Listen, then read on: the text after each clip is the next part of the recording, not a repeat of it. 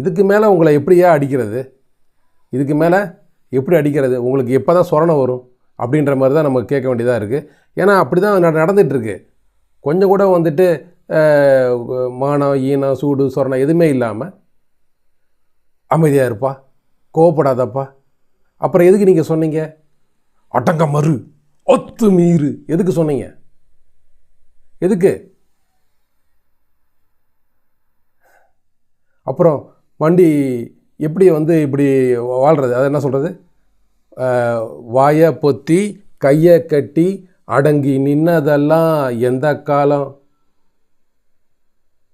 அது எந்த காலம் ஐயா? உங்கள் காலம்தான் ஐயா, ஐயா உங்கள் காலம்தான் அது. அண்ணன் ஐயா திருமாவளவன் காலம்தான் அது.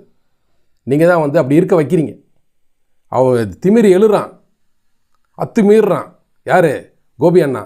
ஆனால் என்ன பண்ணுறீங்க அவனை? ஏய்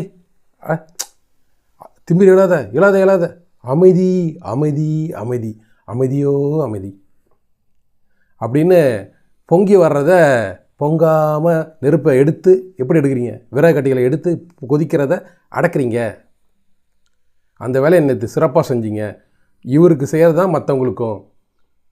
அதுக்கு மேடையில் கூப்பிட்டு நீ ரொம்ப நல்லவன் வல்லவன், இருந்தாலும் நீ கொஞ்சம் கோபத்தை கண்ட்ரோல் பண்ணணும், அது எங்கே செலுத்தணுமோ அங்கே செலுத்தணும் அப்படிலாம் சொல்லி அறிவுரை கொடுக்குறீங்க. எங்கெங்க இதுக்கு மேலே செலுத்துறது?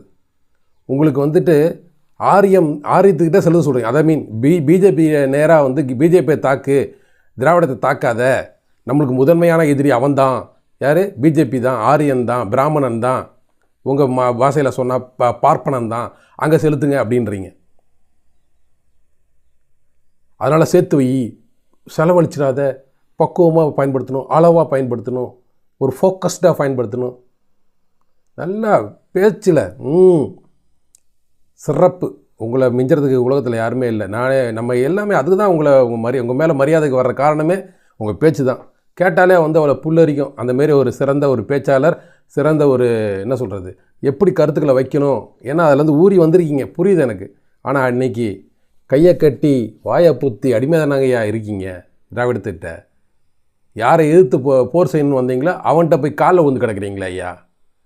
உங்கள் போர் தோற்று போச்சு. வீழ்ச்சியில் சூழ்ச்சியில் சிக்கி அடிமையாக போயிட்டு மற்றவங்களே அடிமையாக கொண்டு போய் அதில் சேர்க்குறீங்க. திமிரி எழுறவனை திருப்பி அடக்கி வைக்கிறீங்க. அப்படி செய்யக்கூடாதுங்க ஐயா. அப்போது நீங்கள் பிஜேபி நேராக உங்கள் கோபத்தை கொட்டுன்றீங்க. அவனை அடிக்கணும், அதனால் இவங்க கூட நம்ம சேர்ந்து இருக்கிறோம். எதுக்கு திராவிடத்துடன் சேர்ந்து இருக்கிறோம்? எதுக்கு நம்ம அவர்கள் செய்கிற குற்ற